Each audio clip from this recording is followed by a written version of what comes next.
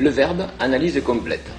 Réaliser une analyse complète d'un verbe conjugué consiste à donner son infinitif, son groupe, son mode, son temps, sa personne, sa forme ou voix. Regarde cet exemple. Range ta tablette. Dans cette phrase, le verbe conjugué est range. Son infinitif est ranger, son groupe premier groupe, le mode impératif, le temps présent, la personne deuxième du singulier et la forme active. Tout d'abord, l'infinitif. Tu dois connaître une astuce qui permet facilement de trouver l'infinitif d'un verbe. Tu peux par exemple placer avant celui-ci le verbe devoir au présent, doit, devons ou autre, et l'infinitif apparaît. Exemple, elle suivrait les spectateurs. Le verbe conjugué est suivrait. Si tu places doit juste avant, cela donne elle doit suivre les spectateurs. L'infinitif de suivrait est suivre. Attention, un petit cas particulier avec les verbes pronominaux. L'infinitif apparaît aussi avec cette méthode, mais tu dois penser à mettre se, SE ou S apostrophe avant. Exemple, nous nous entendrons sur ce film. Le verbe conjugué est entendre. Si tu places le verbe devoir avant, cela donne nous devons nous entendre sur le film. L'infinitif du verbe n'est pas entendre, mais s'entendre. Deuxième point, le groupe. Tu as déjà vu depuis l'école primaire que les verbes sont classés en 3 groupes selon la terminaison de leur infinitif.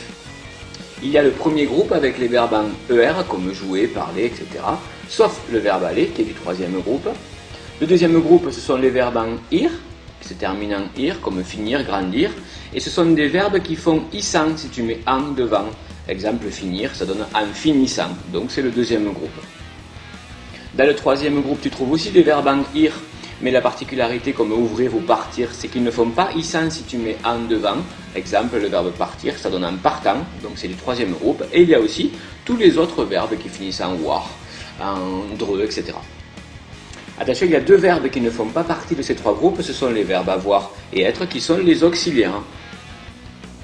Troisième point, le mode et le temps. Tu connais déjà les 8 temps du mode indicatif, 4 temps simples, présent, imparfait, futur, passé simple, et 4 temps composés, passé composé, plus que parfait, futur antérieur et passé antérieur. Il y a aussi le présent du mode impératif, le présent du mode conditionnel et le présent du mode subjonctif. Exemple pour le présent du mode impératif, préparez vos sacs. Exemple pour le présent du mode conditionnel, j'adorerais vivre ici.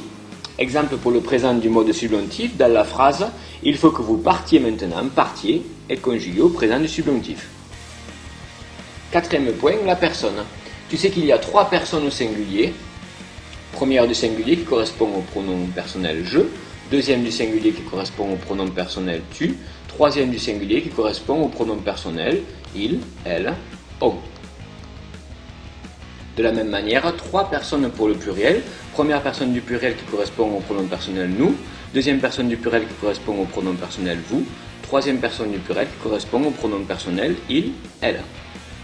Attention, il y a un cas particulier à l'impératif. À ce mode-là, il n'y a que 3 personnes. Deuxième du singulier, première du pluriel et deuxième du pluriel. Dernier point pour cette vidéo sur l'analyse complète du verbe, tu dois pouvoir donner la forme verbale. Il existe 4 formes: active, passive, pronominale et impersonnelle.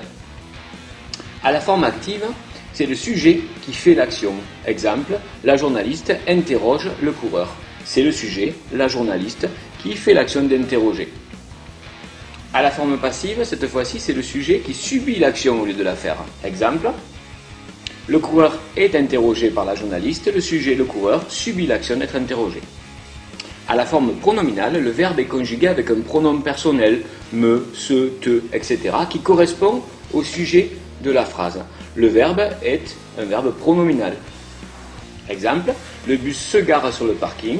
Ici, nous avons le verbe se garer, qui est donc à sa forme pronominale, avec le pronom personnel se. Autre exemple, je me dépêche de sortir. Le verbe est le verbe se dépêcher avec le pronom personnel me qui correspond au sujet, je. Et enfin, dernière forme qui est plus rare, c'est la forme impersonnelle. Le sujet est la troisième personne du singulier sous la forme de il, c' ou ce, ce, et il ne représente pas une personne, un animal ou une chose. Exemple, Il pleuvait très fort. Le verbe pleuvoir est ici un verbe à la forme impersonnelle. Deuxième exemple, c'est trop tôt. Le verbe être est ici à sa forme impersonnelle. Les deux sujets, il et C', ne correspondent pas à une personne, un animal ou une chose. Nous allons terminer avec deux exemples d'analyse complète de verbes dans des phrases. Premier exemple, vous vous réuniriez plus rapidement. Je souligne le verbe conjugué. Son infinitif, c'est le verbe se réunir. En effet, cela donnerait, en ajoutant le verbe devoir, vous devez vous réunir. Il est du deuxième groupe, car si je place en devant, ça donne un verbe en issant, en se réunissant. Le mode employé est le mode conditionnel. Et le temps, le présent. La personne, deuxième personne du pluriel, puisque le sujet est vous. Et enfin, la forme, c'est une forme pronominale, puisqu'il s'agit du verbe se réunir. On a un verbe avec le pronom personnel, se, juste devant, qui dans la phrase donnait vous. Vous réuniriez. Dernier exemple, les skis étaient apportés par le moniteur. Je souligne le verbe conjugué était apporté. Son infinitif, c'est apporter, ER. Premier groupe, terminaison en ER. Son mode indicatif. Son temps imparfait. La personne, troisième personne du pluriel, puisque le sujet est les skis. Dans cet exemple, l'infinitif était facile à trouver, le verbe apporter, mais tu as peut-être remarqué que si tu utilises la technique, l'astuce d'ajouter le verbe devoir, cela ne fonctionne pas pour trouver l'infinitif. Ici, cela donnerait les skis doivent être apportés par le moniteur. Parce qu'en fait, c'est une forme particulière. Cette phrase est à la forme passive. C'est la forme pour laquelle l'astuce du verbe devoir ne fonctionne pas bien. En effet, dans cette phrase, le sujet, les skis, ne fait pas l'action mais subit l'action. La personne qui fait l'action, c'est le moniteur qu'on appelle complément d'agent. Donc c'est une voix, une forme passive.